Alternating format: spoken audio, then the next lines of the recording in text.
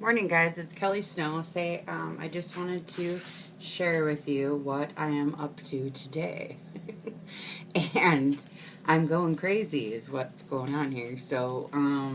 I wanted to show you guys, well, especially the beginners. All you other ones probably already know, all you girls. But anyways, I wanted to show this layering process because I enjoy the art aspect of making these, not just buying ephemera and printing stuff off and stuff in pockets. Okay, so I really enjoyed watching Sagita and the whole art journaling side, to try to mix it with the junk journaling part. I think is really going to be a fun challenge for me. And so I wanted to share with you guys that, this is newspaper, okay? You know how I like to do the trash to treasure, okay? So I want to show you how I get this so that you can see the process, okay? So here's what I do. I want to show, I just take a regular newspaper, okay? And I gesso it, and I make my own gesso. So I wanted to show the new people. I just did this video and it didn't work, so I have to do it again. So everything's a mess. Alright, so gesso, I just put in a quart jar. And it's glue, and it's a little bit of water, and it's some kind of tooth. Some people use baby powder. I use cornstarch. Sometimes I use spackling. Sometimes I grate chalk in it so it gets real thick, nice. You can go on YouTube. I have a video how I make mine. I mean, there's lots of videos on how to make gesso and how thick you want to have it and whatever. But, mine's probably a little bit too thin. But I wanted to show you, it doesn't really matter. This one right here, newspaper, was covered once. So I wanted to show you what it looks like. Because I didn't know. I've never done gesso on paper before. So here's what one looks like. You can still kind of see the words through it and whatever. So I don't know. I'm intimidated by that a little bit, because then you have to cover, I don't know. I feel like you have to cover every little piece, but I guess you don't. But anyways, so I gesso a little bit thick. And so here it is. And this is what I started out with, just a plain old piece of newspaper with gesso on it. Okay? And then you spray. And I'm making my own spray because, I make my own everything. And so the spray, Sagita says, is glue, water, and then whatever color you want.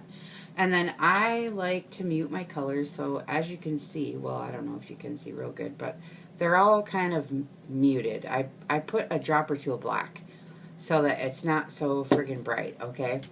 And even these are still a little bright. I'll show you what it is all about here. So I spray, spray, spray, and I'll show you what they come out to look like. Okay. So they look, I mean, I don't know. I wasn't too, impressed or anything. I thought, oh no. But I seen Sagita do this really dark. I really liked the dark. It looked like ink, in the background. So this is where I got the purple from. I was definitely watching her. And then I even did some red and tried to get a rosy, just to see here what it would look like. This is actually a full sheet. It's huge. But, see. And then I just let it run down the middle. I didn't care. Alright. And I just wanted to show you. Now, Sagita says do one side. I'll show you in a minute what I mean by that. But I see it's just one side of gesso.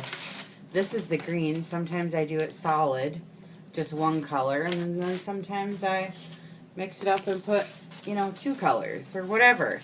Okay, so I sprayed, and here's the turquoise, which I like.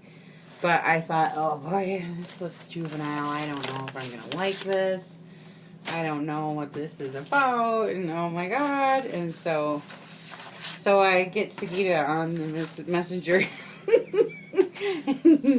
and I don't know what to do. And so anyway, okay, so watching her videos, she takes the piece of paper then after you get the gesso on and it dries, and then you do the spraying and then you dry. And so then I thought, well, what the heck?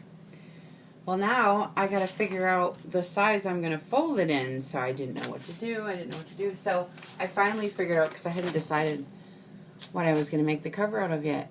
Okay, so I'm just going to use an envelope because that's what she does.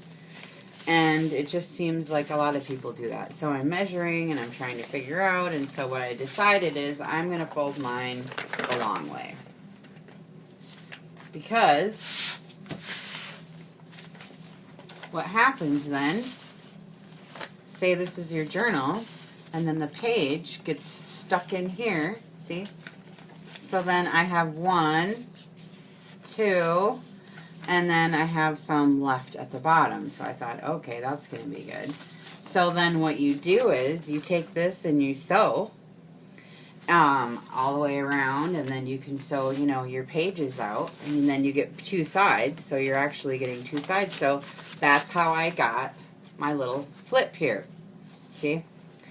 So once you get the gesso on, you get the paint, the spray on, then you do the sewing, and at the same time as the sewing, I did put some fabric pieces on, a couple, just so I could show you that you can get it done at the same time.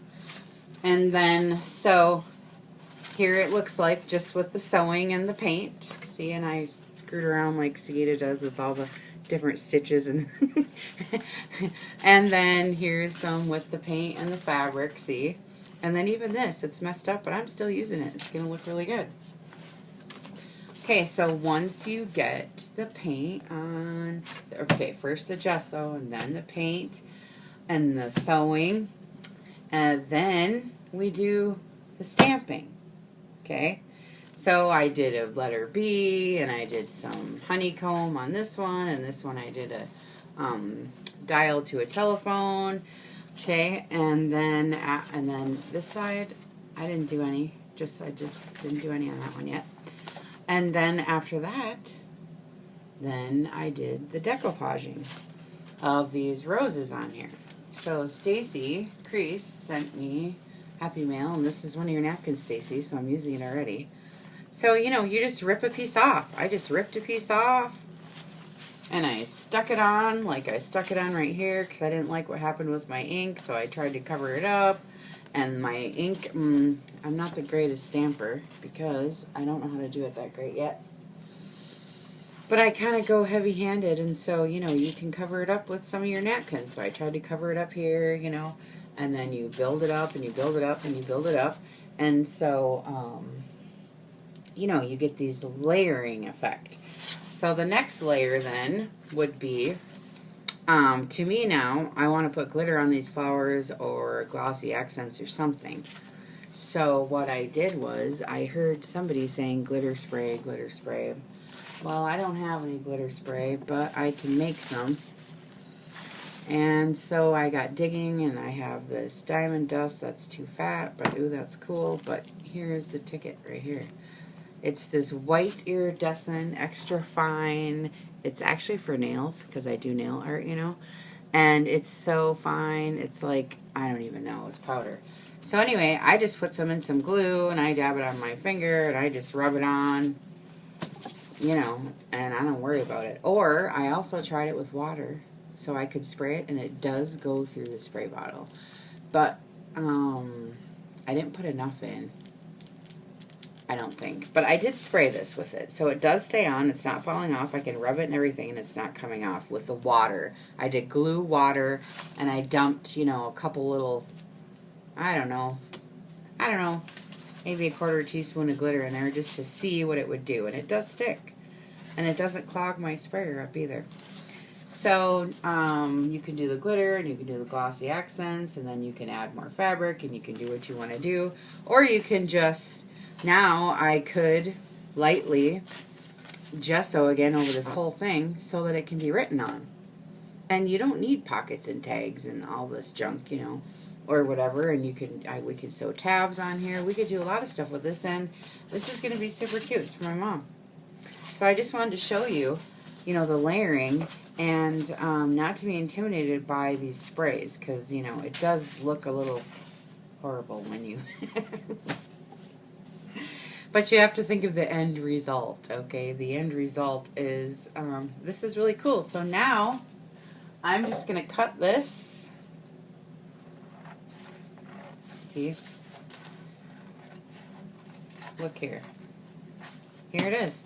So I got this whole page, and then I'll have this whole page, and this is so freaking cute.